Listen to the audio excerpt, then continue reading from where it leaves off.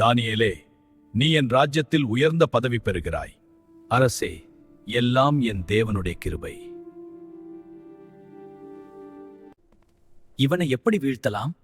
அவன் பலசாலி, எச்சரிக்கையாக இருக்க வேண்டும். அவனது பலவீனத்தை கண்டுபிடிப்போம். அது சரி, ஆனால் எப்படி? திட்டமிடுவோம், விரைவில் செயல்படுவோம். அரசே, அடுத்த 30 நாட்களுக்கு உம்மை தவிர வேறு எந்த தேவனையோ மனிதனையோ நோக்கி வேண்டுதல் செய்தால் அவன் சிங்கக் குகையில் போடப்பட வேண்டும். ஆம், இது என் ஆணை. இந்த சட்டத்தை நான் ஆய்வு செய்தேன். இது நல்லது. நான் இதில் கையெழுத்திடுகிறேன். மிக்க நன்றி மன்னர். இந்த ஆணை உடனடியாக அமலுக்கு வரும். அரச ஆணை மன்னர். இந்த செய்தி தானியேலுக்கு தெரிந்தது. ஆனாலும் அவர் பயப்படவில்லை. தினமும் போலவே தன் வீட்டின் மேல் மாடியில் ஜெருசலேமை நோக்கி ஜன்னலை திறந்து, என் தேவனே, எந்நேரமும் உம்மையே நம்புகிறேன். ஒரு பெரிய கல்குகையின் வாயிலில் வைக்கப்பட்டது. நீ சேவிக்கும் தேவன் உன்னை காப்பாராக.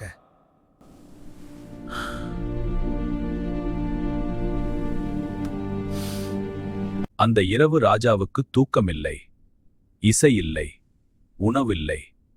முழு இரவும் கவலையோடு இருந்தார். அவர் என்னுடன் இருக்கிறார்.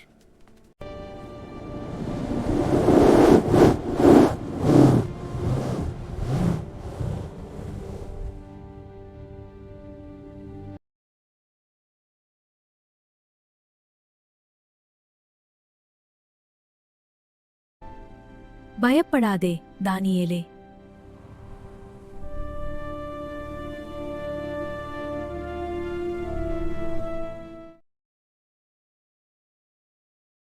உயிருள்ள தேவனுடைய தாசனாகிய தானியேலே, நீ சேவிக்கும் தேவன் உன்னை சிங்கங்களிடமிருந்து காப்பாற்றினாரா? அரசே, நீண்ட நாள் வாழ்க. என் தேவன் தமது தூதரை அனுப்பி சிங்கங்களின் வாயை மூடினார்.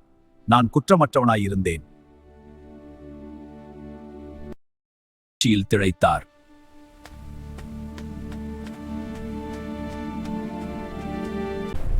தானியேல் குகையிலிருந்து வெளியே எடுக்கப்பட்டார்.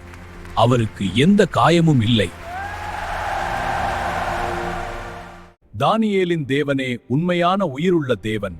அவர் இரட்சிப்பார், விடுவிப்பார். சூழ்நிலை மாறினாலும் விசுவாசம் மாறக்கூடாது.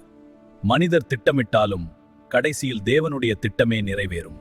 சோதனை நேரம் நம்முடைய விசுவாசத்தை வெளிப்படுத்தும் மேடை. தேவன் தம்மை நம்புகிறவர்களை ஒருபோதும் கைவிட மாட்டார்.